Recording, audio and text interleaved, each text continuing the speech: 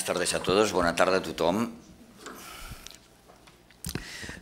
La sensación que tenía yo mientras estábamos escuchando las distintas aportaciones de los responsables, de algunos compañeros profesores, de los estudiantes, es que hoy es una fiesta esto, ¿no? Es como la fiesta de la calidad, ¿eh?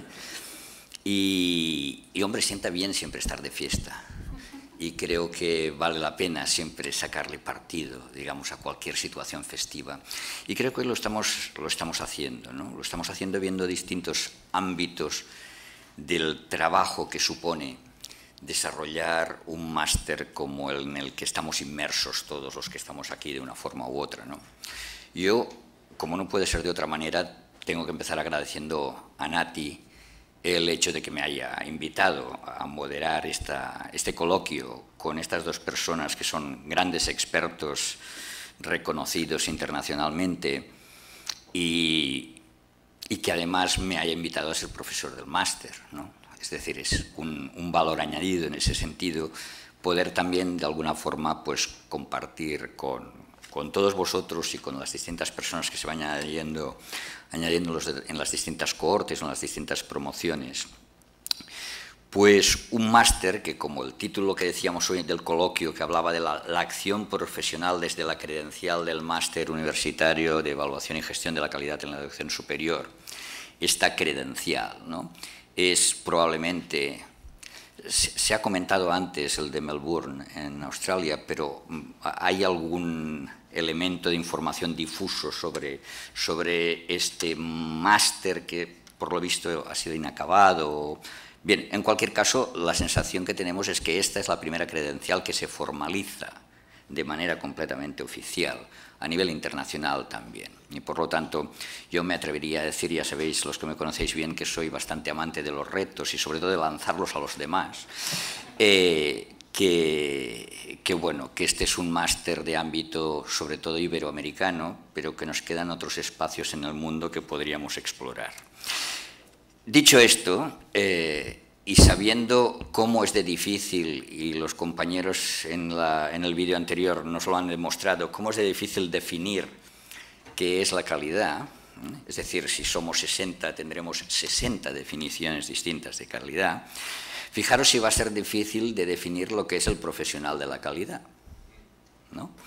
Y por lo tanto, yo creo que sí que tenemos muy claro que en el máster lo que pretendemos y lo que buscamos es que el profesional o la profesional, resultado del proceso de aprendizaje y de colaboración de este máster, impacte de alguna forma no solo en su entorno de trabajo, sino más allá de ese entorno de trabajo, y que lo haga a partir de una serie de experiencias, de vivencias que la presidenta de INCUAGE ha mencionado como capacity building, es decir, como el ayudar a construir estas capacidades de personas que ya tienen un desarrollo profesional determinado, pero que probablemente podemos ayudar a que converjan con otras personas que tienen unas necesidades similares por su propio lugar de trabajo y que ese conjunto de profesionales que estarán trabajando en distintos lugares del mundo sobre los mismos temas lleguen a tener algunos aspectos, digamos, comunes que puedan compartir y que los criterios también de alguna forma podamos compartirlos. Yo ya no voy a hablar más. Esa es mi aportación ahora mismo, porque yo creo que lo más importante es lo que nos pueden aportar los dos invitados de hoy. Los dos me han dicho, bueno, pero es que solo es una hora, ¿eh? Igual nos tomamos algún minutillo más, que como vamos bien de tiempo, ya veremos. No, lo que quiero decir es que es enormemente difícil concentrar en solamente una hora, en unas cuantas preguntas, la multitud de temas y de cuestiones que van emergiendo cuando te planteas la pregunta las preguntas sobre la acción profesional que puede generar esta credencial, ¿no? Es casi inacabable, ¿no? Por lo tanto, vamos a intentar vamos a intentar acotarlo en la medida de lo posible. Y como os ha dicho Nati, yo os animo a que, si podéis, hagáis las preguntas por escrito, nada formal, un trozo de papel, y entonces, si se van recogiendo, me las irán pasando y las podemos ir incorporando en el propio debate, en la propia discusión, con lo cual será más ágil. Es verdad que si no es posible esto, pues al final tendremos un pequeño espacio para preguntas, pero yo creo que será mucho más ágil si las podemos ir incorporando. Bien, yo para empezar, creo que primero de todo tendríamos que situar el ámbito profesional de la calidad en la educación superior en la actualidad. Hemos visto en el vídeo opiniones o puntos de vista puntuales de algunas personas. Cuáles son los distintos perfiles, los requisitos, la gestión, el tipo de formación, de reconocimiento, qué limitaciones tenemos en estos momentos. Y por lo tanto, me gustaría empezar en este caso pidiéndole a Rafael cómo es actualmente el marco en el que se desenvuelven los profesionales de la calidad en la educación superior a nivel internacional. Muchas gracias, Albert. Y yo me robo unos segundos, pues no puedo dejar de agradecer la invitación tanto a la doctora Nati Cabrera, a la coordinadora la doctora Esther Huertas y a todo el equipo, a Albert, por supuesto, por guiarnos hasta llegar aquí en los contenidos. Y para mí estoy muy satisfecho y además sabiendo que es una fiesta y como tal lo he tomado y como tal lo estoy aprovechando. Espero que también esto redunde en beneficio de este coloquio. Después de robarme estos minutos, vuelvo a la pregunta. Yo distingo dos líneas principales que posiblemente coincidimos todos. Es aquellos que trabajamos en el contexto de la calidad en la educación superior, por focalizarlo ya sea desde el ámbito de las instituciones de educación superior o de las agencias, o de los vicerrectorados en otras ocasiones, o de cualquier elemento, cualquier órgano o organismo que está vinculado. Y el resto es aquellas iniciativas individuales, ya sea en la vertiente de consultor internacional, que yo distinguiría dos ámbitos. También estaban representados entre los estudiantes, estaban muy bien seleccionados desde el punto de vista de los perfiles. Es el consultor freelance, absolutamente independiente, y aquel que de alguna manera está vinculado a determinados organismos internacionales grandes y que trabajaría, yo diría, en un sentido medio pensionista, puesto que siempre está colaborando con estas instituciones, Banco Mundial, el Banco Interamericano de Desarrollo se ha mencionado aquí, o la OCDE, la UNESCO. También, por lo tanto, trabaja un poco en red, tiene más libertad, pero también está vinculado. Hay pocos realmente freelancers y quizá se dan en otros contextos. Y quiero ser breve y luego ya me vengaré en otras preguntas, ¿verdad? Muchas gracias. En cualquier caso, ahora le vamos a pasar el testigo a Sebastián. Y dado lo que tú estabas comentando ahora, Sebastián, ¿deberíamos distinguir dos perfiles muy distintos de profesional en tanto que realizan sus funciones dentro de la institución o en tanto que lo hagan fuera de ella? Bueno, me sumo a las palabras de Rafa. Hacía tiempo que no nos veíamos, pero compartimos tiempos, entre comillas, gloriosos y difíciles allá en Madrid, cuando uno tenía que coger el AVE todas las semanas. Es una excelente persona ante todo y una persona que, como veréis, desde una credencial académica muy lejana a la que ustedes han hecho, se conoce y mejor que nadie el panorama internacional de la actividad profesional a la cual ustedes están insertados o intentan insertarse. ¿Vale? Bueno. Sin embargo, mi credencial académica inicial, como ha sido la educación, pues claro, tengo los pros y los contras de no haber salido de la autopista AP7. Bueno, dicho esto, una primera consideración. Credencial académica, la que algunos han obtenido ya y otros están vías de obtenerla, ocupación y profesión. Tal vez tengan en mente de que en algún caso hay una relación directa. Licenciado o licenciada en medicina, ocupación la salud, en sus distintas variantes, profesión médica. Y una organización profesional a nivel nacional, a nivel internacional y a nivel mundial que les da cobertura.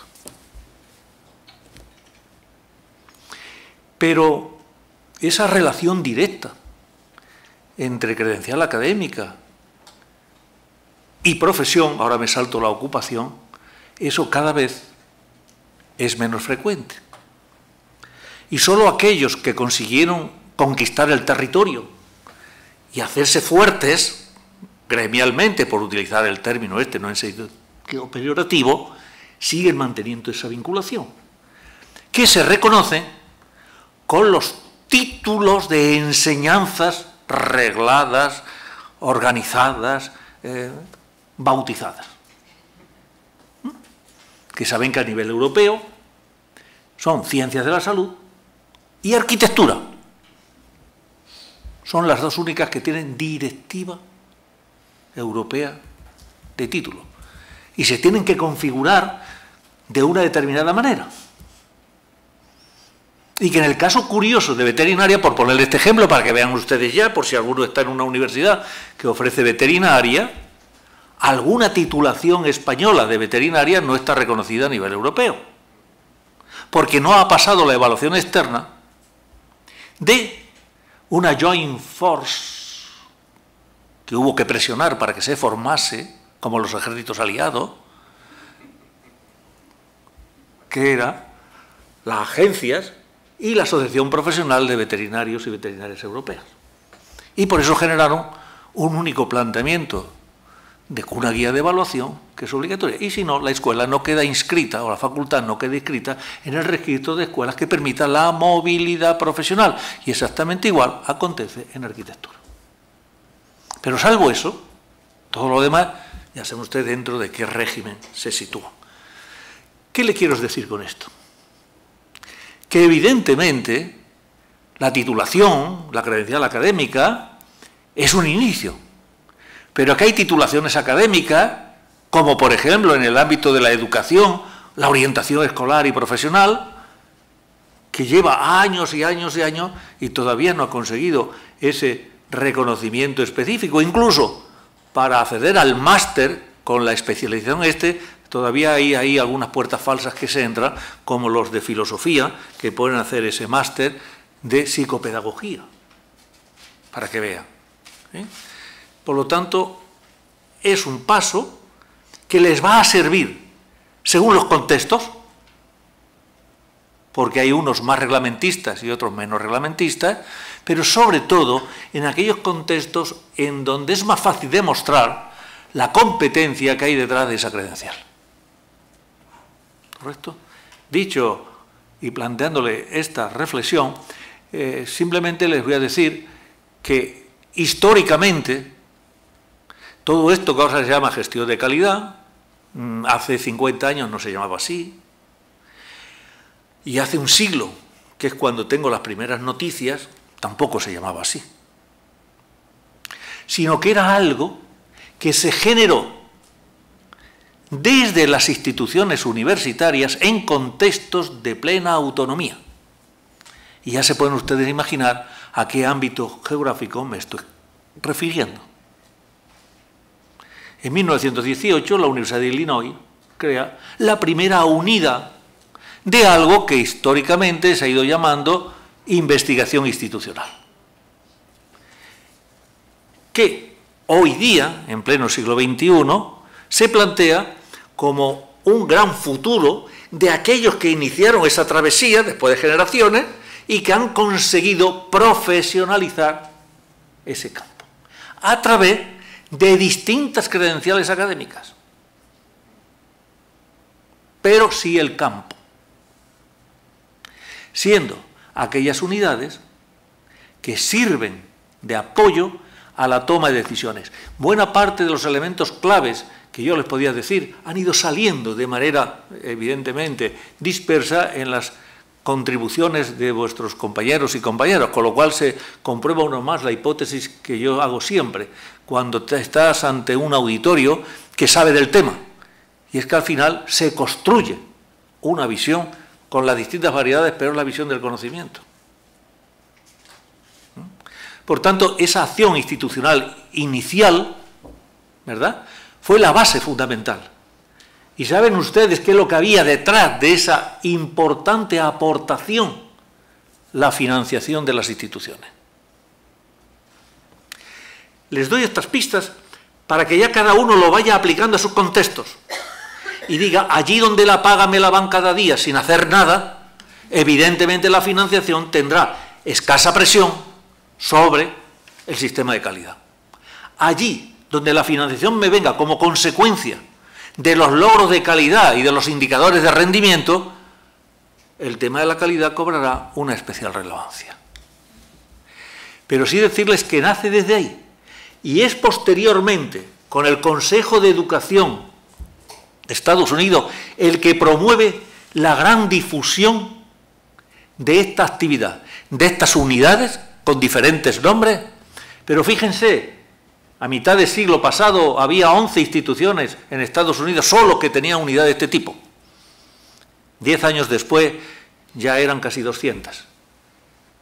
Hoy día, la Asociación Americana de Investigación Institucional tiene más de 4.000 asociados y en sus eventos anuales hay participaciones que superan el 50% de estos asociados, con alguna vez alguna incrustación como la que uno tuvo sin saberlo, porque le mandaron a un evento en la Universidad de Washington allá por los años 90.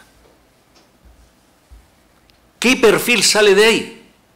Pues van a ver ustedes enseguida, porque vamos a poder tener respuesta con otras preguntas, a un perfil basado en alguien que conoce el contexto de la propia institución y en el contexto en donde esa institución se inserta, por lo tanto el conocimiento del sistema universitario al que pertenece la institución. Sin conocimiento del sistema uno no hace nada más que dar palos de ciego. Segundo, conoce los temas claves que constituyen el negocio, y permítanme esta expresión, de la educación superior. Por ejemplo, la transición sistema de secundaria, universidad, en donde algunas instituciones, sobre todo las privadas, se juegan parte de la financiación, por el abandono que tienen, que no pagan, o que no continúan recibiendo el sufragio determinado desde el punto de vista de la financiación pública, si es que hay, ¿verdad? O el tema de la transición, por poner estos dos ejemplos, de los estudios al mundo del trabajo. Ya saben ustedes que ahora están apareciendo los rankings de empleabilidad de las instituciones. La pregunta que yo me hago cuando leo esto es cómo obtendrán la información. Y aquí aparece un segundo punto de especial interés en ese perfil, que es una gran capacidad de análisis y recogida de información. Por tanto, toda la formación metodológica para poder disponer de las evidencias que sustentan o deberían de sustentar las decisiones políticas dentro de la institución o dentro de un sistema, y por tanto iríamos a los ámbitos de acción externa. Ahí es donde intervienen buena parte de las herramientas técnico-metodológicas, en donde el trabajo final de máster de Sergio tiene una importancia tremenda, ¿verdad? Por tanto, conocimiento del contexto, conocimiento de los temas nucleares que componen el negocio de la educación superior, ligado a ese contexto, y la capacidad analítica de adquirir información y de procesarla, son tres dimensiones que ya Terenzini en 1993 escribió como el núcleo fundamental del perfil de un profesional en este ámbito. Lo dejamos aquí. Fijaros cuán importante es saber de dónde venimos, a veces para poder analizar dónde estamos, ¿no? A veces veníamos hablando antes que muy a menudo en según qué ámbitos es muy fácil que se generen ideas, ¿verdad? Ideas, y decíamos, bueno, muchas ideas que a veces no pasan de ocurrencias, ¿no? Pero que en función de la capacidad que tengan de incorporarlas, estas ocurrencias a veces pasan a ser desastres incluso, ¿no? Bien, no, diciendo esto, es importante saber de dónde venimos. Ha salido también una palabra que quizás pueda retomar más tarde, que es la de los rankings, pero ya hablaremos de esto. Teniendo en cuenta de dónde venimos, ¿cuál es la realidad actual, según vuestro parecer? ¿Cómo hemos llegado a la situación en que nos encontramos hoy día, teniendo en cuenta también desde dónde venimos? Y en especial yo me centraría en España y en Latinoamérica. Rafael. Gracias. No estoy muy seguro. Tengo la fortuna de haber trabajado mucho tiempo en América Latina, con los colegas de las agencias de allá, pero no estoy muy seguro de que compartamos un mismo enfoque. A mí me gustaría hacer sobre todo porque en algunos casos el nivel de discusión está más avanzado, está más maduro, arrancaron antes que nosotros. Por lo tanto, están llegando también o han llegado más lejos. Yo creo que en España todavía está muy vinculado a la parte de, lo hemos visto antes también en varias de las intervenciones, en intentar normalizar estos procesos dentro de las instituciones de educación superior. La pelea, ¿no? Nos decían, o la pugna, ¿no? por extender, por contaminar, en el mejor sentido de la palabra, los procesos de calidad, toda la estructura, toda la parte académica, a la parte de administración y servicios y a los equipos de gobierno de las universidades. Ahí se iba buena parte de los esfuerzos. Nos comentaba la compañera de la Universidad del País Vasco, por ejemplo, yo creo que ha sido muy clara, me ha gustado mucho las intervenciones suyas, de qué manera, hasta que, en otras también lo han mencionado, hasta que no hagamos realmente que esta cultura de la calidad, este cambio cultural que en antropología se ha estudiado siempre mucho, realmente es lo que mueve las cuestiones. Hasta que no consigamos eso, buena parte de los esfuerzos son esfuerzos desesperantemente del día a día, ¿no? Pero eso yo creo que hemos avanzado mucho, también lo decían algunas de las intervinientes, pero ahí nos queda. Y, por lo tanto, las aportaciones se hacen desde la buena fe de las agencias de calidad. Permito hablar de la buena fe porque luego, como decía antes el doctor Casadesús, a veces pues tiene que venir el inspector detrás. Lo bueno es separar al confesor del pecador cuando coincide en la misma agencia. Perdón. Yo creo que esa asesoría que hacemos, también algunos de los procedimientos que hemos desarrollado son de apoyo, los de los sistemas de aseguramiento interno de la calidad, la docencia, etcétera. No solo es incluso la propia verificación, la acreditación, no es solo un elemento de inspección, ¿no? Pero yo creo que de ahí tiene que llegar buena parte de la ayuda y parte de la reflexión que tenemos que hacernos, más allá de la consultoría o la consultoría pagada o de buena voluntad o consensuada o como pueda ser. Yo creo que eso todavía no ha entrado, o no sé si entrará, pero desde luego no ha entrado. Tenemos los técnicos en las instituciones, tenemos el personal preparado en las agencias y yo creo que eso es una feliz comunión, si me permiten, volviendo a la metáfora de Martí Casadesús. Y el máster es un ejemplo, como nos lo han puesto de manifiesto, ¿no? Cómo se puede colaborar dejando a un lado la parte evaluativa, ¿no? En el caso de América Latina, yo sí creo que hay un desarrollo mayor de la faceta de la consultoría. Incluso, si aquí decimos asesoramiento, y también lo hemos oído en alguna intervención, allá se llama asesoría y no da el miedo al for profit, que muchas veces está asociado a ellos, ¿no? Cuando pensamos en asesoría, en consultoría insisto, el Banco Mundial o el Banco Interamericano de Desarrollo, y realmente sí ofrecen ese apoyo y está de alguna manera naturalizado. El estudiante que viene de Perú que lo ha comentado de una manera muy natural y es así. Yo creo que es una gran diferencia entre los dos sistemas, aunque tenemos grandes elementos en común, pero yo creo que a la hora de prestar este apoyo se manifiesta de manera muy distinta. Nosotros, las iniciativas que hemos llevado a cabo en ANECA de colaboración o de cooperación, a veces se perciben de manera diferente. Esperan la parte de consultoría, la parte del pago, ¿no? De qué nos cuesta esto. Yo creo que eso sí que es una de las diferencias principales en los dos modelos y no estoy diciendo que uno sea mejor que otro, simplemente, una vez más, son elementos adaptativos, son elementos de contexto y no lo juzgaría como mejor en un caso o en otro. Sí sé que en ocasiones, cuando introducimos el elemento de consultoría hardcore, si me permiten la palabra, en el contexto de las instituciones de educación superior o del aseguramiento de la calidad en España, tensiona porque parece que el cobrar pues deteriora la parte de colaboración. Pero también eso se está venciendo y depende mucho del contexto. Pero yo diferenciaría mucho en este aspecto en los dos sistemas. No sé si querías añadir algo, quizás tú en eso. Yo creo que las fuerzas motrices que han generado o están generando el movimiento de toda la calidad, evidentemente tienen dos grandes orígenes. Uno, el propio fenómeno dentro de la educación superior a las presiones que está siendo sometido desde el punto de vista de su rentabilidad, de su eficiencia, etcétera, etcétera. El otro, evidentemente, el movimiento de la cultura de la calidad que no vino de la educación superior. Saben ustedes que viene de fuera y cuando te montas en un Toyota lo ves, ¿no? ¿De dónde viene, no? Y esos modelos de calidad. Que ha habido, sus más y sus menos, porque tal vez en el momento en que entran los modelos de calidad, que se ha hecho referencia también al FQM, al otro, no teníamos el terreno preparado para que esos traductores pudieran hacer esas adaptaciones. Y en algún momento se han hecho verdaderas barbaridades con toda la buena intención del mundo. ¿Por qué?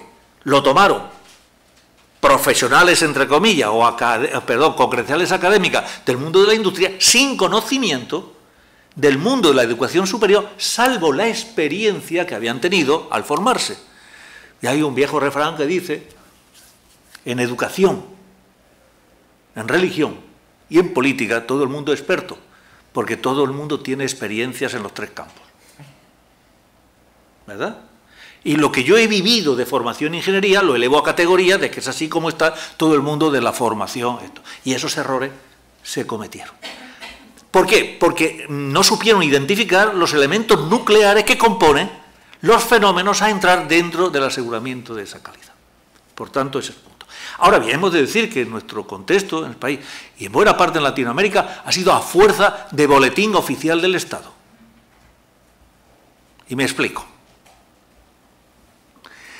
Aquello que no ha aparecido, o sea, hasta 1996, que aparece en España el Plan Nacional de Calidad, el tema de la calidad dentro de las universidades era un tema que surgía de una serie de proyectos y de iniciativas de un grupo de universidades a partir de un grupo de locos que estábamos por allá. La Universidad de Barcelona es la primera universidad de España que plantea un plan de evaluación de titulaciones cuando no existía ningún marco normativo. Sorprende en todos los contextos internacionales que durante más de 10 años en España se estuviera evaluando la calidad sin ningún tipo de consecuencia. Sorprende. Y yo, es un juicio particular que hago, esa es la gran virtud que ha tenido el planteamiento en España, porque en otros contextos y en buena parte de Latinoamérica han emergido de pronto los corsés jurídicos. Y además, con modelos entre comillas, copiados o traspasados del contexto más próximo. Ya saben ustedes cuál es, el del norte. Y entonces, claro, contextos diferentes, con modelos copiados, entre comillas, no han funcionado, generándose unas problemáticas muy específicas que ahora no merece la pena aquí comentar. Pero hemos de ser conscientes nosotros y, por tanto, tenemos el riesgo de que, como muy bien se ha dicho al inicio y en la presentación, el principal motor de la calidad son las instituciones. Y son las primeras que tendrían que estar interesadas en.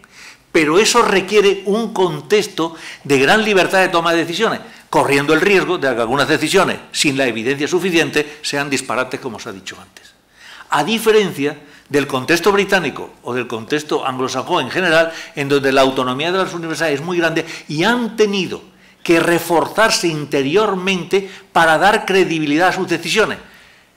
Un último dato, fíjense ustedes, el Consejo de Financiación británico, que curiosamente desaparece ya hasta la página web este mes de septiembre, pero ha estado históricamente ligado a la financiación de las universidades. Pero qué curioso, el gobierno entregaba el paquete entero de financiación a este consejo, los miles de millones de libras, y este consejo, como entidad independiente, pero apoyada en todos los procesos de evaluación interna, externa, etcétera, etcétera, etcétera, repartía el dinero.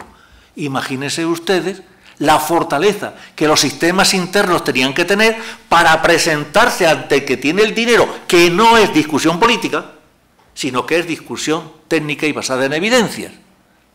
Fíjense ustedes esto, lo que ha hecho que hoy día entren en el sistema británico y tengan información de todo, hasta de lo que le cuesta a la Universidad de Oxford el admitir a un estudiante de medios desfavorecidos. Noticia de este fin de semana, 104.000 libras. O que anualmente se publique el informe del impacto económico de las universidades en el Reino Unido. Es decir, es otro contexto que llevaba a la enorme fortaleza de tener yo que presentar mis datos para poder repartir ese dinero. Aquí saben ustedes que una visita al ministro o al conseller es mucho más beneficiosa que hacer un informe de autoevaluación. Bien, Sebastián, sí. Debemos aprender muchas cosas, por lo visto, ¿no?, de otros lugares. Y una de ellas, por ejemplo, es observar también, porque el experto, el profesional de la calidad, a menudo tiene que trabajar con muchos datos. Y últimamente está muy en boga hablar de las analíticas de aprendizaje, Learning Analytics, Big Data, y cualquier pequeño dato parece que ya nos va a determinar todo. Claro, tú estás hablando ahora de datos relevantes realmente. Normalmente cuando se utilizan estos Learning Analytics, todo esto no sale para nada, ¿no? Es decir, nos entretenemos, digamos, en analizar datos que, bueno, nos llevan un tiempo y así justificamos a veces lo que hacemos, pero aquellos verdaderamente relevantes que determinan hacia dónde van a ir las instituciones, hacia dónde va a ir el sistema educativo, esos quizás están demasiado aparcados. Vamos a sacar la bola de cristal, si os parece, ¿no? Y vamos... En los vídeos se hablaba de 10 años, yo quizás acortaría, en nuestro caso ahora un poco, más que nada porque vete a saber dónde estamos de aquí 10 años. Entonces vamos a cortar un poco a un plazo un poco más razonable, unos 3 años. Y vamos a ver si podemos tener una cierta perspectiva de evolución, ¿no? ¿Qué necesidades creemos que puede haber en el futuro? ¿Cómo lo vislumbráis? ¿Y por qué? ¿Cómo podríamos superar algunas limitaciones que ya habéis mencionado? Entonces, ¿cuáles son las necesidades que podemos intuir que cobrarán relevancia en los próximos años? ¿Y cómo podríamos preparar a los profesionales que estamos intentando formar para ello? Bueno, evidentemente que las necesidades están ligadas también a esos contextos de inserción profesional. Evidentemente, los compañeros colegas en Latinoamérica tienen un contexto que tienen que analizar muy bien para ver cuál es la situación de las políticas de educación superior en el ámbito público, ¿no? Y nosotros aquí, fíjense, ya se ha lanzado la idea de una nueva ley de universidades. Ya corre la idea de, ante las escaramuzas de fraude o los delitos de fraude consolidados que se han dado, a ver quién nos puede salvar. Y se llama a los bomberos, a los únicos que tienen coche, que son las agencias, cuando para eso ni están configuradas ni nada. Es decir, lo que no son capaces de hacer aquellos que lo tenían que hacer, se lo pasan al vecino. Pero ¿qué necesidades va a haber? Evidentemente que va a haber aquellas necesidades que estén asociadas a la creación de conocimiento. Por lo tanto, los análisis internos, bien a nivel de institución o bien a nivel de sistema, de cuáles son las perspectivas de necesidades de talento, esas van a ser fundamentales. Fíjense ustedes lo que está apareciendo continuamente. Este fin de semana, un informe sueco en donde necesitan más de 200.000 estudiantes en ciencia, tecnología y matemáticas, porque si no, no cubren las necesidades de desarrollo, porque sus estudiantes, pese a haberlos duplicado, no son suficientes en una sociedad del conocimiento. O el Estado de Baviera, que genera toda una serie de becas para que estudiantes de medicina hagan la carrera de medicina con la condición de quedarse a ejercer en los ámbitos territoriales del Estado. Son huecos de análisis de necesidades importantes. Fíjense que hace pocos años se decía, las facultades de medicina españolas están al desborde. Y gremialmente se redujo el número de estudiantes. Y ahora resulta que tenemos que ir a buscar profesionales de la medicina. ¿Dónde están los análisis de necesidades? Eso es competencia de una unidad técnica de calidad, no solamente el completar los autoinformes para los procesos de evaluación. Por eso le digo que mientras que se siga excesivamente focalizado en responder a las demandas formales e institucionales, estamos consumiendo un pastel que se acaba. Ahora bien, cuando sepamos identificar esas grandes necesidades en el contexto, toda la problemática de la inclusión, temas que han salido aquí, de los estudiantes. Ven ustedes análisis. ¿Cómo se puede decir en un artículo de periódico que la universidad no es ascensor social? Es que había que coger a ese periodista, que no es un periodista, es un académico que se manifiesta en el periódico, y llevarlo a los estudios hechos en la Autónoma, en la Universidad de Barcelona, de Planas, el equipo y compañía, y decirle...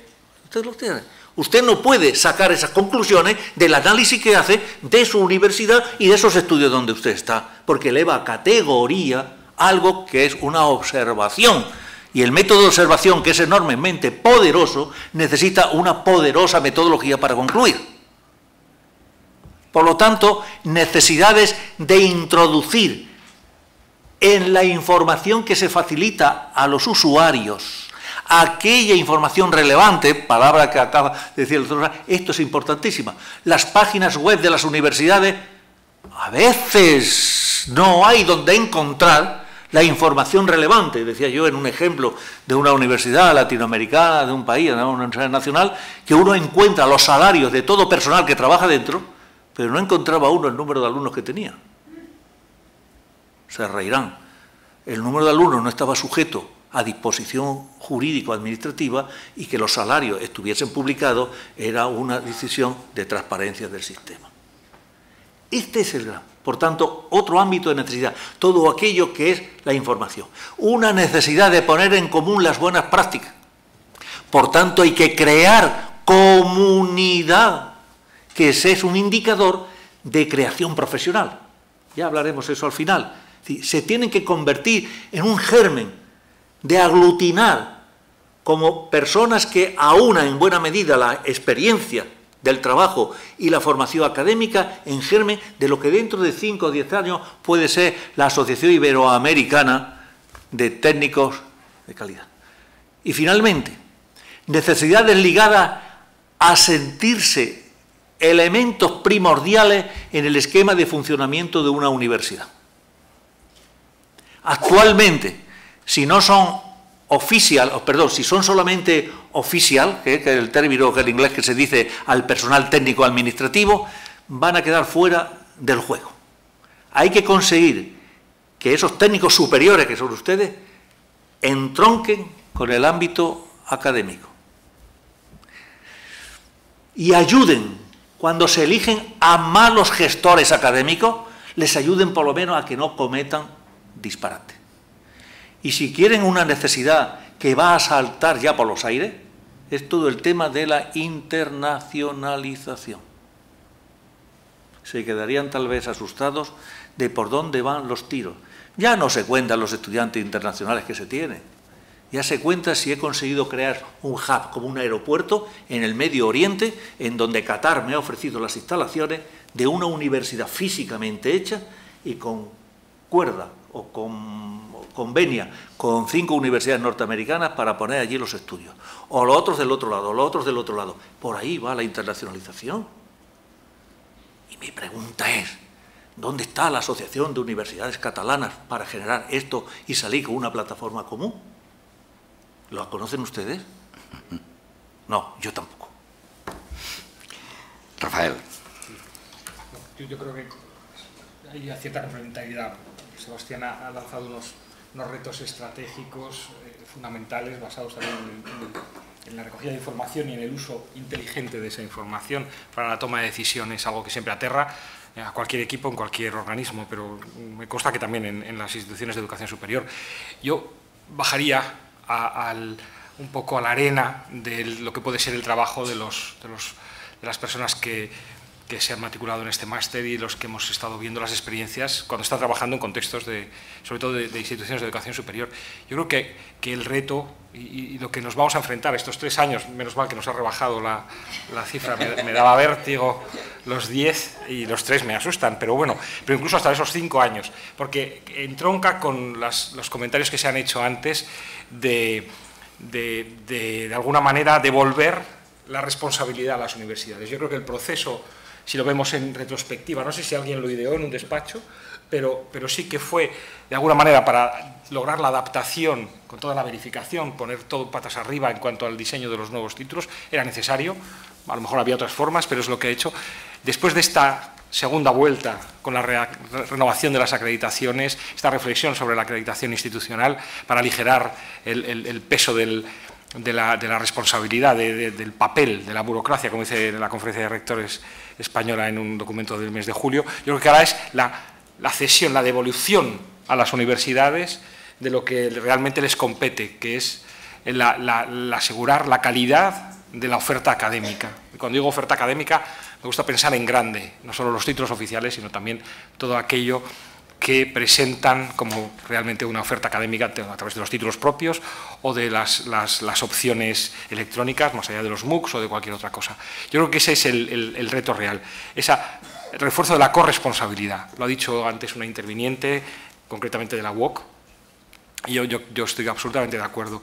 Tenemos que pedirles ahora a las universidades que, si ya hemos hecho ese acompañamiento, a veces muy riguroso, que es importante la palabra rigor, también se ha dicho, ahora toca que sean ellas las que asuman esta responsabilidad, y nosotros haremos el acompañamiento que la nueva ley nos diga, vayamos así, igual nos dan más capacidades de inspección y de policía, no lo sé, eso es lo que hace poco nos pedía en una entrevista al director de la ANECA a un periodista, dice, ustedes ahora tienen que controlar más. Pues imagínense, ¿no? Si nos dicen eso a nosotros, ya nos dan licencia para matar casi, ¿no? Entonces, no, en absoluto, no sé lo que nos dirá la ley, pero lo que nos dice el sentido común, también mencionado anteriormente, es dejar a las universidades que asuman esta corresponsabilidad. ¿Qué nos queda a las agencias? Y esta es una apuesta la que llevo comentando, reflexionando desde hace algún tiempo, a iniciativa de los colegas del Reino Unido, y es focalizar en el binomio reputación y riesgo. Yo creo que aquí ahora es donde, y nunca, esto lo hicimos hace un año y poco más, en una reunión en Londres, pero ahora tiene mucho más sentido a lo mejor que hace unos meses, ¿no? Aquí es donde está el binomio. Si hemos mirado a los títulos, a las instituciones, desde todos los puntos de vista, y al profesorado y a todo, nos toca ahora ceder, ¿no? Levantar el peso, la acreditación institucional, esto de la certificación del sistema de aseguramiento de la calidad, más del 50% de los títulos, lo que sea, no deja de ser, no un premio, pero sí un punto cero. Un punto cero de decir, bueno, ustedes han cumplido, y ahora asumo una política de análisis del riesgo. Cedo, me arriesgo más con aquellos que han apostado más, que han hecho más los deberes, y me retiro. Eso no quiere decir que es un ejercicio de irresponsabilidad, pero sí concentrémonos en aquellos que todavía no han llegado a todos esos puntos y sobre todo dediquemos los esfuerzos y los recursos a cosas que puedan ser de interés al modelo general. Pensemos también, inventémonos también ocupaciones, no por llenar el tiempo, que no es el problema, sino para ser útiles al sistema en su conjunto. Yo creo que ese binomio de responsabilidad y de riesgo, porque es la institución la que se juega la reputación, y es así, y es, nos guste o no, luego impacta en todo el sistema. Por eso es un esfuerzo colectivo. Y hablas de asociación de universidades, de conferencias de rectores, yo creo que no podemos no involucrarnos todos los agentes de interés en el proceso, pero de alguna manera la institución se refleja en su oferta académica, en la calidad que pone en ella y en cómo cumple las exigencias del marco que le toca, del marco de evaluación externo que le toca, pero también otros referentes internacionales. Y ahí también pondría el foco y la responsabilidad que tienen también ustedes, y es medirse siempre con criterios o por lo menos con estándares internacionales.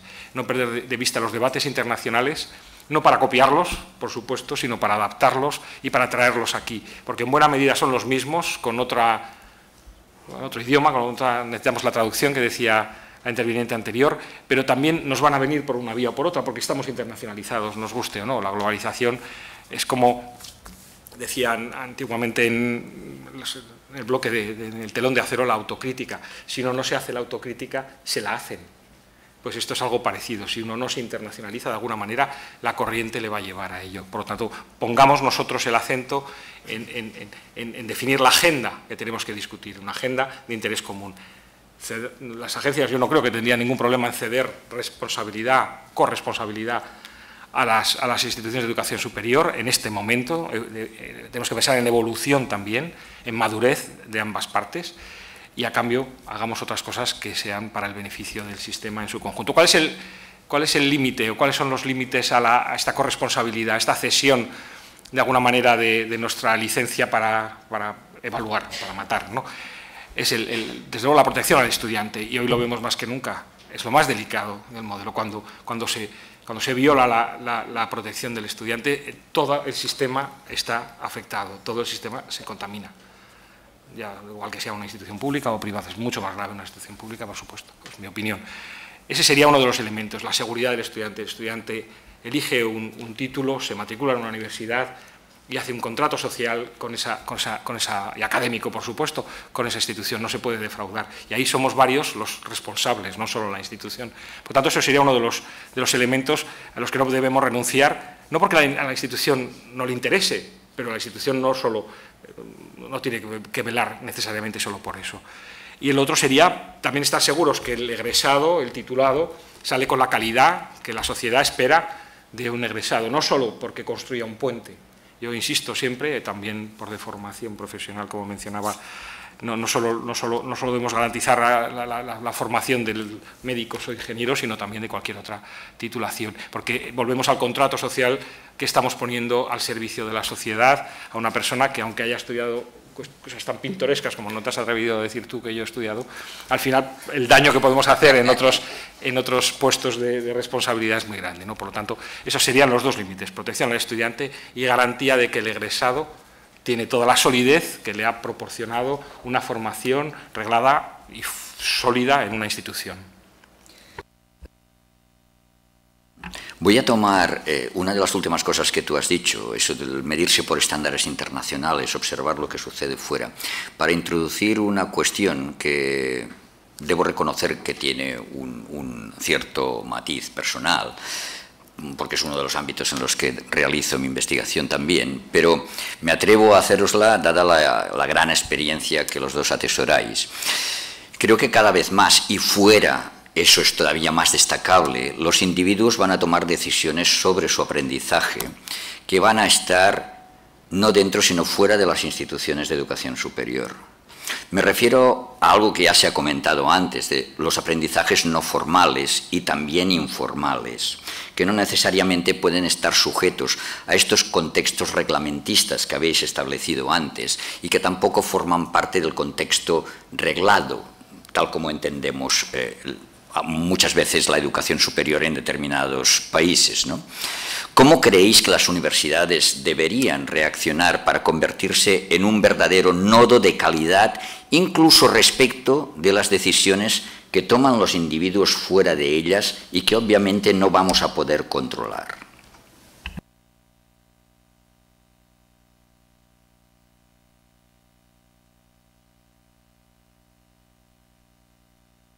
No. Es complicado, es muy complicado. Yo es que no creo que...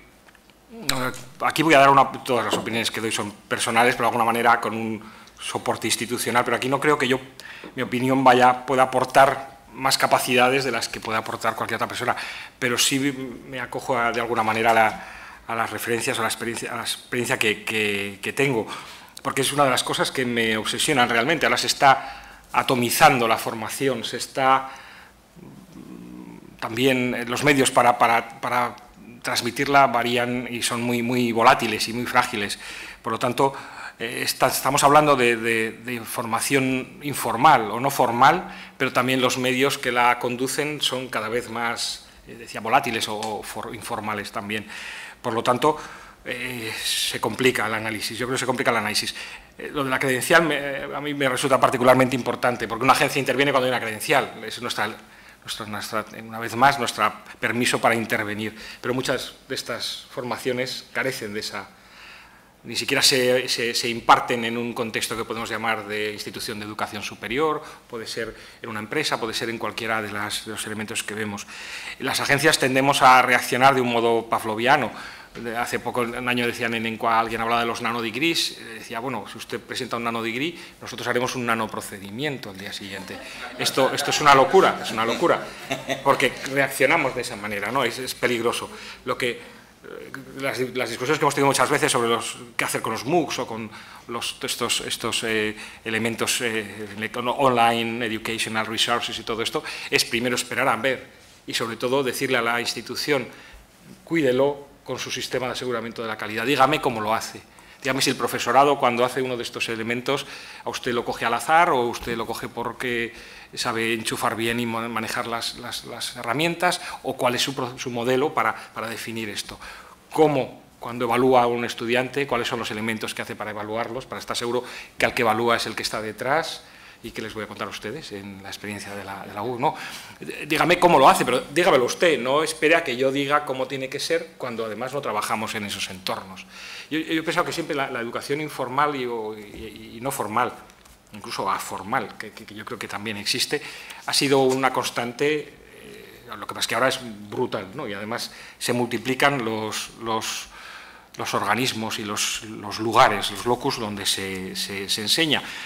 Pero las agencias deberíamos wait and see, esperar un poco, no movernos al impulso y sí usar los elementos que ya estamos desarrollando.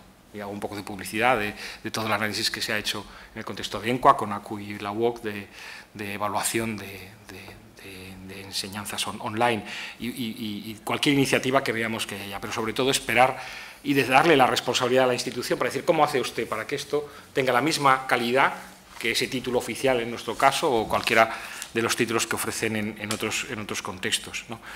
Pero a mí me pasa con la educación esta no formal, que yo creo que es el elemento más importante, que se va a dar en el futuro inmediato, pero pediría que no reaccionáramos de manera compulsiva y sobre todo al efecto ese de presentarlo sobre la mesa.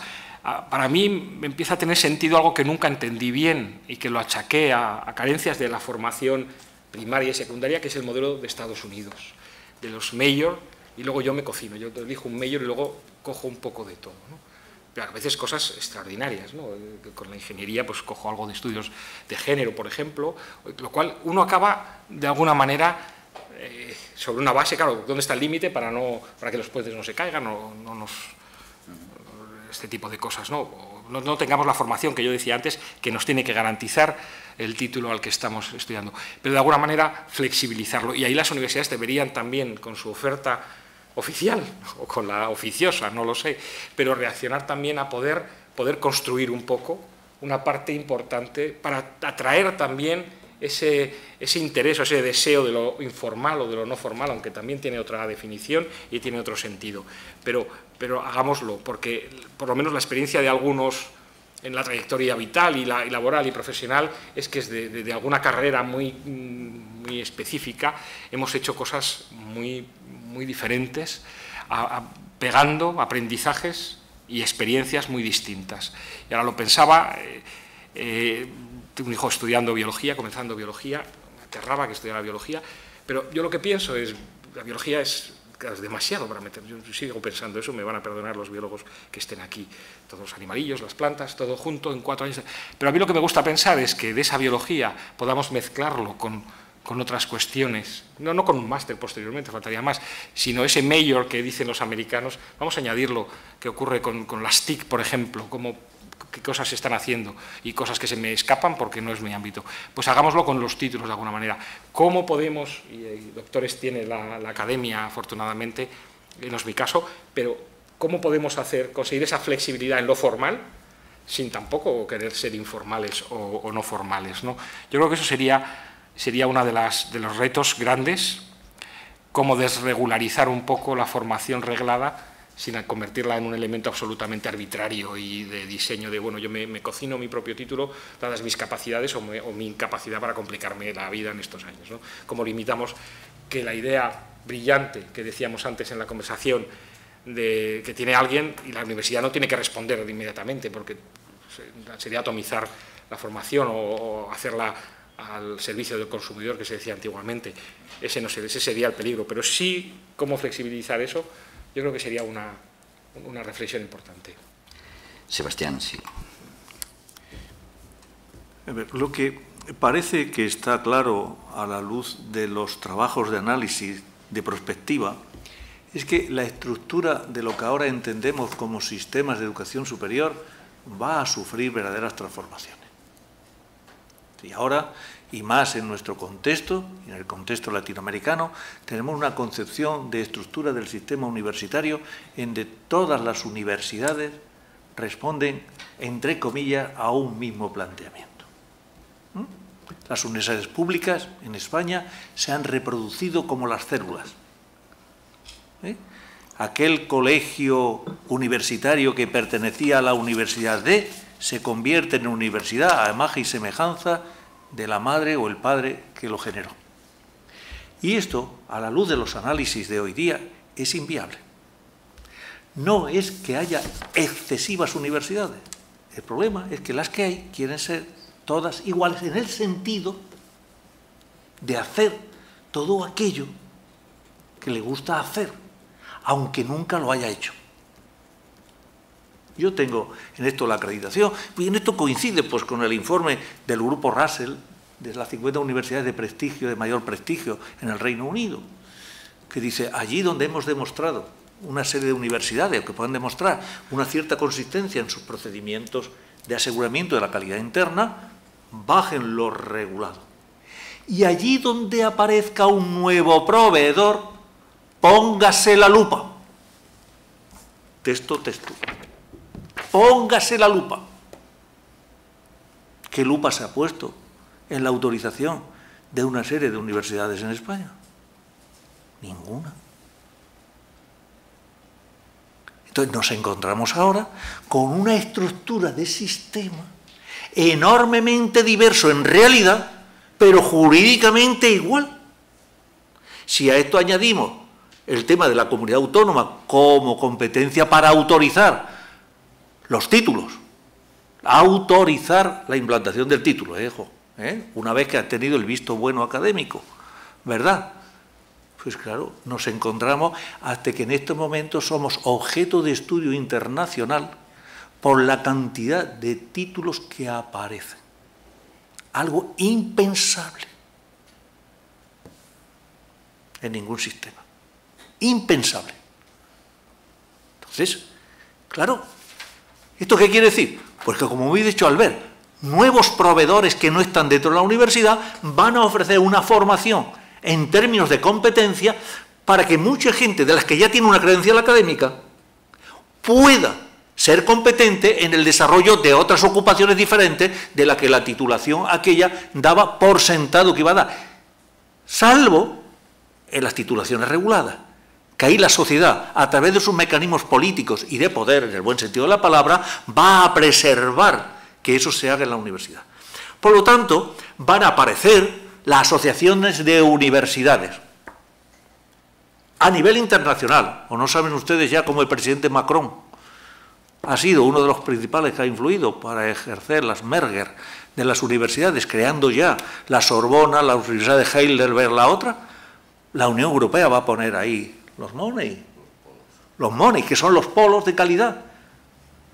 Desde el punto de vista de los analistas, en Estados Unidos dicen no hay más de 150 universidades que se pudieran identificar como unidades de excelencia en términos de universidades de investigación y docencia, de más de 4.000.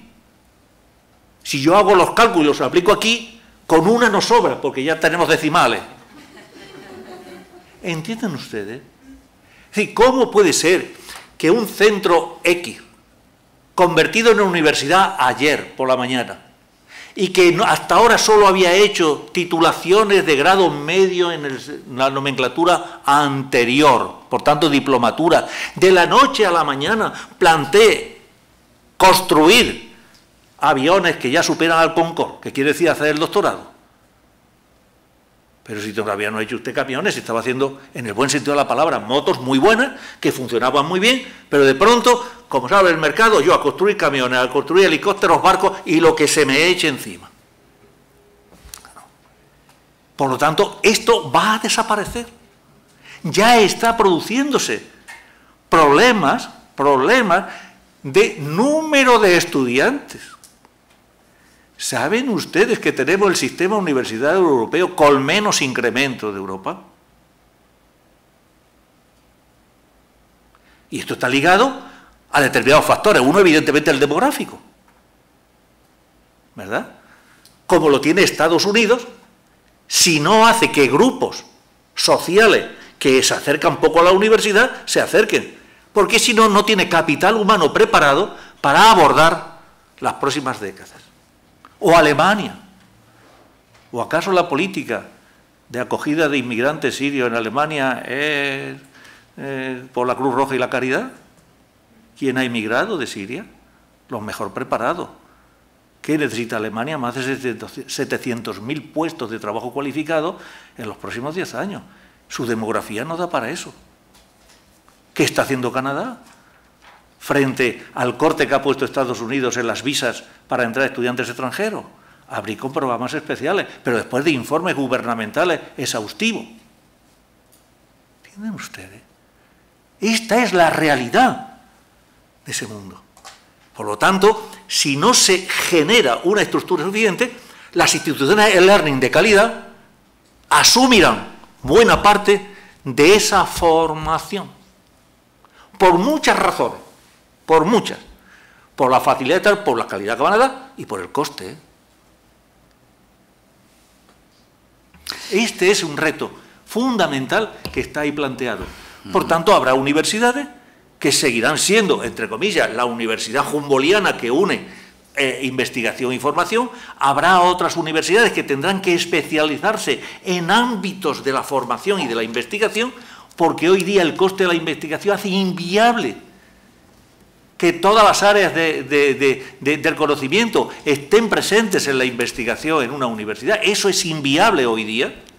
Por tanto, aparecerán las universidades especializadas, que ya en algunos contextos, como en el norteamericano, existen universidades especializadas en el mundo de la economía, en el mundo de ciencias de la salud. Ahora bien, y concluyo, ¿qué es lo que va a ocurrir a mi modo de ver? ¿Saben ustedes dónde está el movimiento de los MOOC? Aterrizando. Sí, del globo, aterrizando. ¿Por qué? Porque hay una evidencia más clara. Yo te pongo aquí, te pongo libre, esto y esto, y te reconozco esto, pero te matriculas. Claro, esa estrategia es muy clara de poder. Y me parece correcta. Si esto está así, me parece correcta que se haga. Pero eso va a estar por ahí. Por lo tanto, aparecerá, y aquí es donde está el reto, de cómo se acredita que aquel proveedor de formación tiene las características suficientes para ofrecer calidad ante un usuario que cada vez va a estar más desprotegido si no está informado. Y ahí enlazo con lo que he dicho, información. Pero claro, para eso tenemos que desarrollar una cultura de consumidor. Por tanto, que consulte la información que hoy hay, que hay bastante en acceso libre para enterarse de determinadas cuestiones y de determinada calidad. Pero claro, esto es un proceso retizado. Yo solamente voy a terminar en esto de futuro con una conclusión que la profesora Karen Weber, en un libro que ha dirigido de estas ediciones, de estos reading, recientes de hace unos meses, dice: la capacidad de construir competencias como apoyo a las decisiones académicas por parte de las unidades de calidad. Y termina así.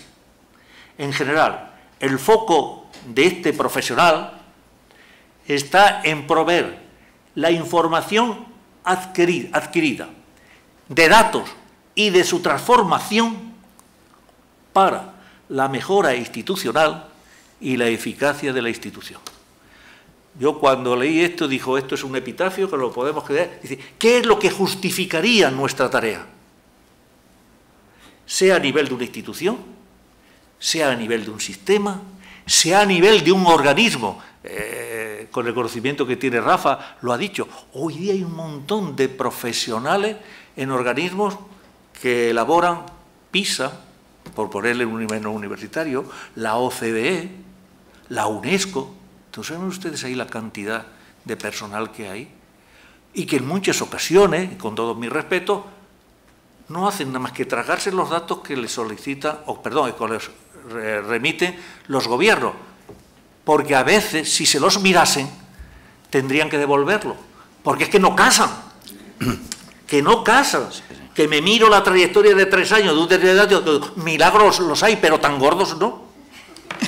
Pero claro, para eso hay que hacer análisis de datos y saber que la fiabilidad del dato es condición imprescindible, aparte de su validez, de que sea pertinente, para poderlo incluirlo. Por eso algunos informes tienen mucho que desear. Ahora ha salido el experto en medición, por eso... vamos a ver una cosa, que quiero daros la oportunidad de poder hacer algunas preguntas. No sé si ha habido alguna pregunta por escrito, no, nadie ha pasado ninguna. ¿Alguien tiene alguna? Si por favor nos la podéis acercar. Yo tenía una última pregunta antes de agradeceros también lo que habéis aportado ahora, porque creo que hay un elemento muy importante, y es que ante esta situación de carácter, como hemos dicho, más informal, etcétera, siempre hay un cierto riesgo, una cierta tendencia de las instituciones a intentar formalizar lo informal, ¿no? Con lo cual, claro, nos quedamos otra vez donde estábamos, porque seguimos teniendo el mismo problema, solo que lo atrasamos unos días, digamos, su resolución. Por lo tanto, gracias por eso. La pregunta que os quería hacer mientras reviso esto y preparo la siguiente es, entonces, para concluir, ¿de verdad hace falta un máster como este? Es decir, conocimiento del contexto, y corregidme si lo he hecho mal, capacidad de análisis y conocimiento de los sistemas. ¿Qué es lo que puede aportar a la formación reglada a los profesionales de la calidad de la educación superior desde este máster? Bueno, yo creo que lo primero que puede aportar es sistematizar y llevar a la reflexión teórica las vivencias experienciales que se tienen. Ha habido durante los años 90 un debate entre si las unidades de calidad tenían que ser meras unidades funcionales, por tanto diríamos de aplicación tecnológica de las cosas, o por el contrario, ser unidades capaces de generar conocimiento. Porque están en una situación ideal, puesto que tienen la realidad objeto de estudio, tienen el acceso a mucha de la información que constituye la validación o no, o la comprobación de determinadas hipótesis, y tienen las vías de poderlo expandir. Siempre y cuando haya esa organización de comunidad como tal, a la cual yo, como últimas palabras, os daré alguna pista. Esto es clave. Por ello, yo sé que estáis sometidos y sometidas, sobre todo aquellos que estáis ya en el campo de la calidad, a mucha presión externa, de que hay que preparar este autoestudio, y hay que... Pero no olvidéis que la credibilidad interna de la institución las ganaréis el día que pongáis verdadera información relevante que sea muy útil para tomar decisiones y podáis demostrar que esas decisiones son las correctas. Y os lanzo un tema de un máster, de un trabajo de FTM, un trabajo final de máster, perdón, sí. Yo no conozco ningún estudio que haya aportado evidencia acerca de la validez de la puntuación 14 en el acceso a la universidad. Decisión política. Vamos a poner unas pruebas específicas de área de conocimiento para hacerlo. Ustedes conocen, lo pido de verdad, información acerca de qué predicción tienen, por utilizar los términos ya que Albert me ha pinchado, en la medición, de la predicción que tienen esas notas obtenidas en esas pruebas que teóricamente deberían ser predictoras de un buen desempeño en el área correspondiente de la prueba. ¿Tienen ustedes información de eso? Están trabajando en sus universidades. Entonces, ¿cómo podemos dar validez a un modelo de acceso con lo que representa hoy día desde el punto de vista social y jurídico el acceso a la universidad, sin tener evidencia que aquel cambio que hemos hecho funciona?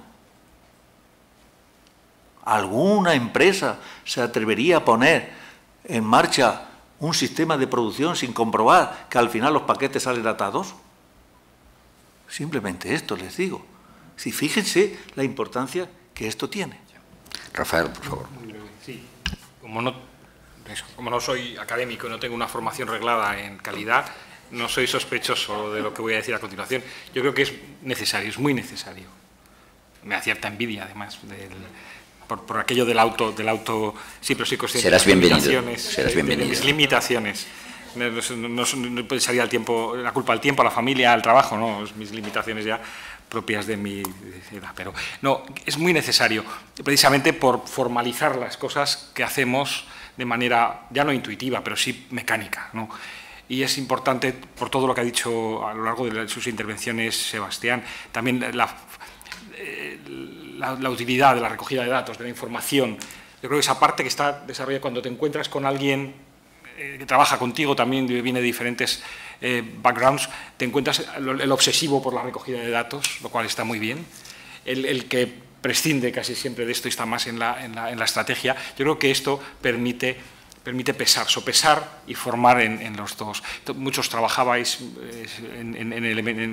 en oficinas parecidas o relacionadas. Yo creo que ahí veis vuestro propio desnivel, ¿no? O qué equilibrio falta de una parte o de la otra. Esto da fundamento. Yo creo que el amateurismo es peligroso y en todos los órdenes, y también hemos pagado algún precio muchas veces. También tenemos el elemento solo académico, que no me refiero a ti, porque tú has tenido el contacto con la evaluación desde antes de las agencias que decías, pero sí solo un elemento académico, lo encontramos en numerosas ocasiones, que es valioso, hace un análisis, pero desde unas bases metodológicas estrictamente científicas, no siempre, o sea, siempre útiles, pero pensando a lo mejor en otros elementos que no están en el día a día de las agencias. Yo creo que esto lo pone en conjunto. Por lo tanto, lo creo necesario, pero no suficiente, si me permiten. Simplemente porque necesitamos el otro elemento, el de la praxis, para que ese equilibrio o esa focalización en los datos, en la toma de datos o en la estrategia venga dado por el contexto, pero es absolutamente necesario. Estamos ya en el tiempo límite, pero estoy seguro que nos da tiempo a responder las tres preguntas que hay, que no son iguales ni mucho menos, pero creo que tienen un punto de relación, ¿no? Una nos dice que hasta qué punto el trabajo por competencias es un elemento clave de calidad a tener en cuenta por parte de las agencias. La otra dice hasta qué punto el enfoque hacia la empleabilidad e inserción laboral puede afectar al rol de la universidad como espacio de reflexión, incluso para cuestionar el propio sistema social, económico y laboral. Es decir, estamos transformando la universidad en una fábrica de empleados, directivos, emprendedores. ¿Qué pasa con los pensadores en este caso?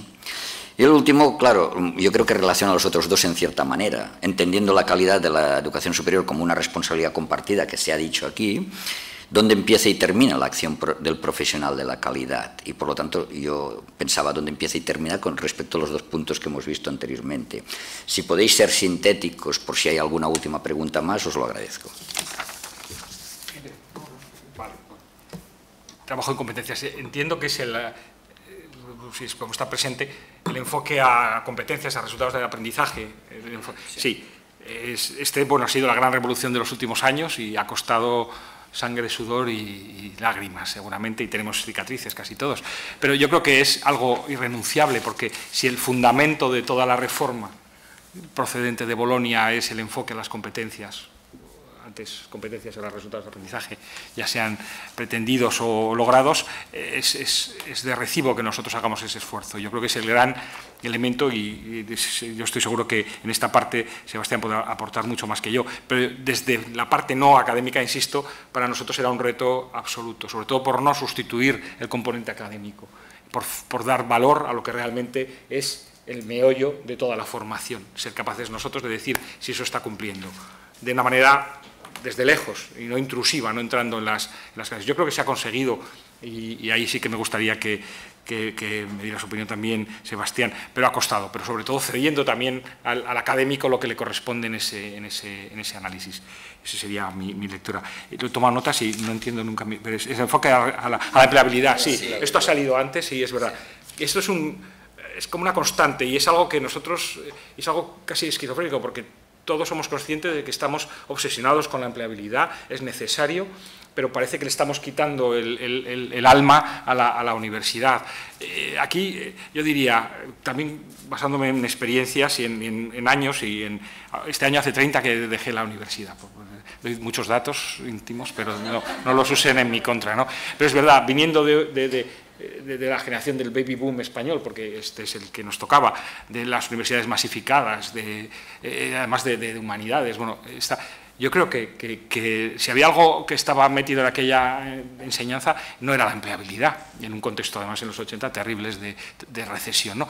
Pero sí existe intrínsecamente en la formación académica, sí lleva un germen de empleabilidad, ¿no? De favorecer la empleabilidad. Todos los empleos, algunos muy pintorescos, insisto, que decía Sebastián, he tenido en mi vida, requerían de un título universitario. Por eso del ascensor yo absolutamente, totalmente de acuerdo. Podía haber tenido otras opciones, pero es todos, incluso en ámbitos muy asociados a mi formación humanística. Por lo tanto, en retrospectiva, lo tengo muy claro. Es verdad que pesa mucho la empleabilidad, pero también la exigencia de la sociedad. Por lo tanto, ahí está el equilibrio de cada universidad, el equilibrio de cada título. Cuando un título se plantea la salida, la empleabilidad, etcétera, tiene que ser primero muy honesto consigo mismo, con los estudiantes, y luego con los índices, para que no le señalen con el dedo. Yo creo que podemos asumir ese riesgo. Si nos pasamos por exceso de interés en la empleabilidad, no creo que estemos cometiendo un delito muy grande y no creo que le revolvemos el alma a la universidad en absoluto. Y luego la responsabilidad, donde empieza y termina. Yo quiero pensar que sé dónde termina la parte de corresponsabilidad que nos toca a las agencias, pero yo soy partidario de ceder más responsabilidad a las instituciones.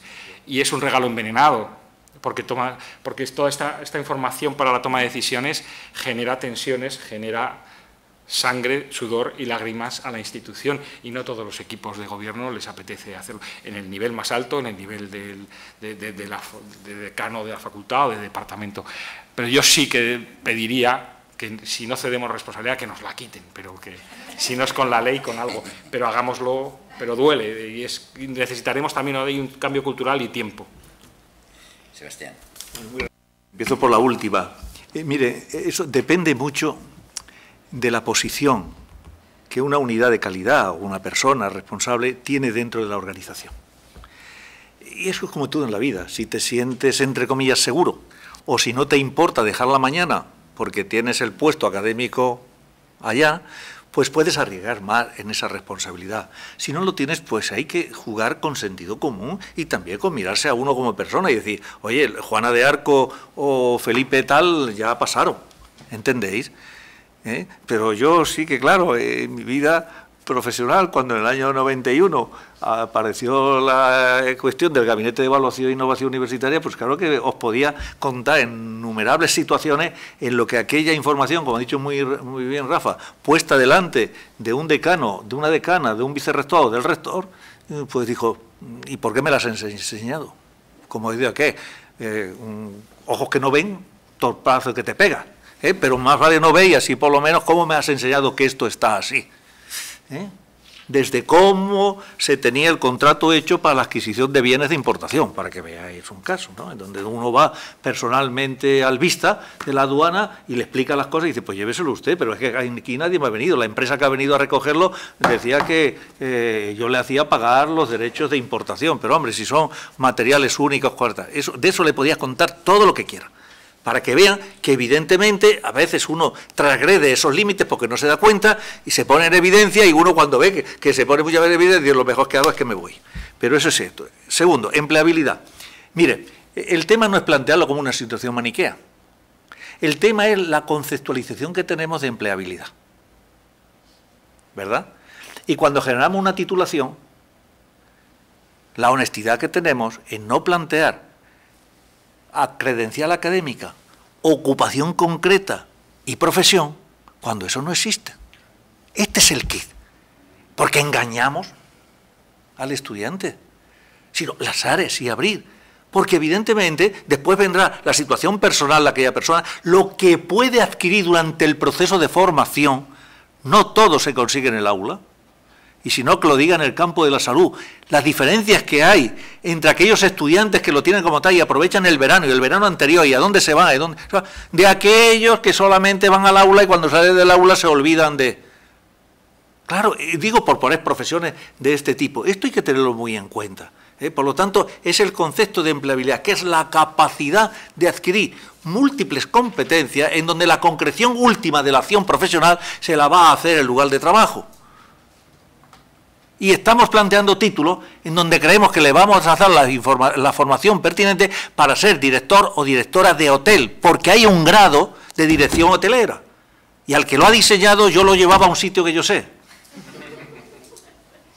Y si con 18 años se pueden meter algún alumno o alumna a que haga un grado de dirección hotelera, pues bueno, tendríamos que discutir muchas cosas. ¿Entiende? Ese ha sido el problema. Y la economía, que antes era empresarial o económica, ahora hay 17 títulos. Mire usted que eso no es una formación de grado. Este es el problema que tenemos a la hora de plantear la empleabilidad de la cuestión. Y la primera, perdón, que... lo de las competencias. Bueno, aquí tendría mucho que decir yo, porque como hemos hecho con la palabra competencia, ya la hemos prostituido. Y perdón por la expresión, el concepto de competencia hay que saber dónde surge, cómo surge, en dónde se aplica. ¿Cómo es posible plantear una formación por competencia en filosofía? Con todo mi respeto. Si la competencia es algo que se desarrolla en la acción. En la acción. Y surge de la formación profesional, en los años 60. No hay nada más que leer un documento de algún órgano que no es así, del Max Planck, del Instituto Max Planck alemán, que hace un análisis de competencias que es duro, porque es de una psicología cognitiva importante para ver. Entonces estamos vendiendo a veces motos, que no es eso. Por tanto, yo opto porque el paso de competencia a resultados de aprendizaje sí, porque eso es contextualmente posible en el ámbito universitario y solamente en aquellas titulaciones en donde con una orientación profesional clara, la salud, la otra medicina, es donde yo puedo, siendo el practicum y las prácticas internas, pero el práctico y el trabajo final del máster, las dos piezas maestras que ponen en evidencia tales logros. De aquí la importancia de uno y de otro. Y por ello, imagínense, termino, si en la línea que estoy totalmente de acuerdo de Rafa, de desregular un montón de cosas, dijéramos, mire usted, el comité va a ir y va a elegir al azar, 3 trabajos final de máster o de grado, al azar. Y además va a asistir al azar y sin avisar al desarrollo de alguna sesión académica. Eso para mí produciría más efecto que muchas de las cosas que tenemos montadas. Pero hay que asumir los indicadores de riesgo. Hay que asumir esos indicadores. Y ya verán ustedes. Porque ahora se dice, no, los trabajos que los ponga...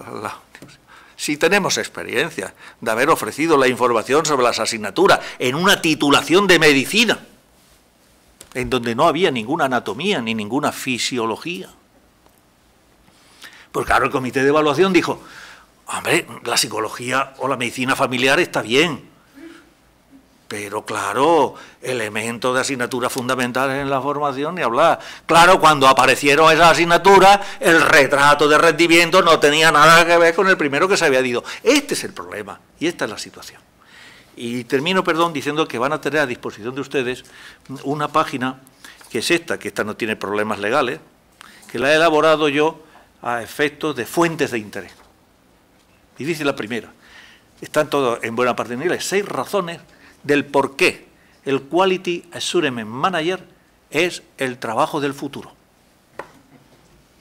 Futuro, tendencias y oportunidades en Quality Assurance. El futuro of the Quality Management Professional. El future de la quality. Los roles cambiantes en el futuro del aseguramiento de la calidad en el Reino Unido, tema de debate en estos momentos. Las asociaciones profesionales al respecto y algunas referencias documentales de lo que ha aparecido ahora. Esto lo van a tener a disposición. Y también tendrán a disposición, cuando pase por los criterios de vigilancia, que no se cometa ningún error jurídico de publicación. Son documentos que valgo, pues son de acceso libre, pero los tienen que pasar, y más en una institución como la UOC, de 6 o 7 documentos que van a poder descargárselos, porque ya están cargados, me refiero que ya está el PDF, sobre los temas que hemos estado aquí tratando, para que con tranquilidad y reposo puedan reflexionar, puedan tomar sus apuntes y puedan servir de ayuda a otros compañeros y compañeras.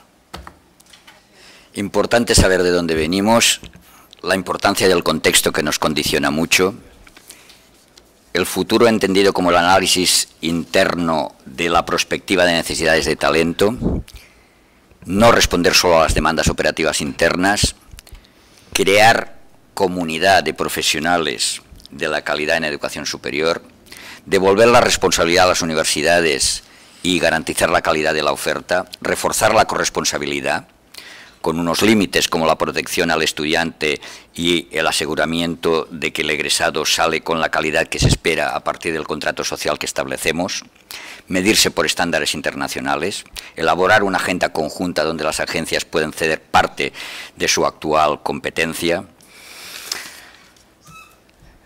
no reaccionar de manera compulsiva cuando estamos delante de situaciones que no son tan formales y, en cambio, pensar en cómo desregularizar algunas de estas formaciones en parte, estructuras de educación superior que van a sufrir muchos cambios, poner la lupa en aquello nuevo que todavía no conocemos porque emerge de manera imprevista, un máster que parece que sí que hace falta, que va a ser útil porque nos tiene que aportar estos conocimientos de contexto, capacidad de análisis y conocimientos sobre los sistemas de educación superior.